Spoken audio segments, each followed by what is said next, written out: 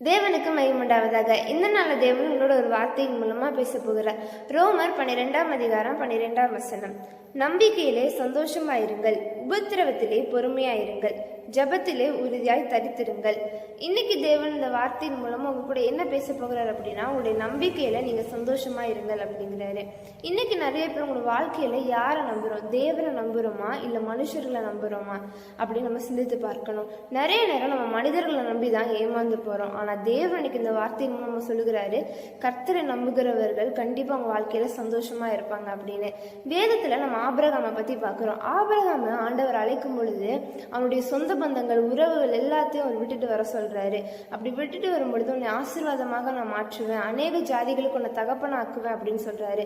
அதே போல ஆபிரகாம் ஆண்டவருடைய வார்த்தையை நம்பி அவன் விசுவாசித்ததுனால அவனுடைய சொந்த பந்தம், உறவுகள் எல்லாத்தையும் விட்டுட்டு ஆண்டவர் பின் சென்றான். அதே போல ஆண்டவர் சொன்ன வார்த்தையின்படி அவனை அநேக ஜாதிகளுக்கு தகப்பனா மாற்றினாரு, அவனை ஆசீர்வதிச்சாரு. நீங்களும் இன்னைக்கு நிறைய நேரம் நம்புறீங்க, ஆனா கர்த்தரை நம்பாம மனுஷரை நம்பி ஏமாந்து போறீங்க. இதனால நிறைய காரியங்கள் இழந்து தவிக்கிறீங்களா? உங்களுடைய சந்தோஷத்தை இழந்திருக்கிறீங்களா? ஆனா தேவனுக்கு இந்த வார்த்தையின் மூலமா சொல்லுகிறாரு, ஆபிரகாமை போல அவருடைய வார்த்தையின் மேல யார் நம்பிக்கையா இருக்கிறீங்களோ கண்டிப்பா உங்க வாழ்க்கையில ஒரு சந்தோஷத்தை தர வல்லவராக இருக்கிறார். தேவன் தாமே இந்த வார்த்தையின்படி உங்களை ஆசீர்வதிப்பாராக. ஆமேன்.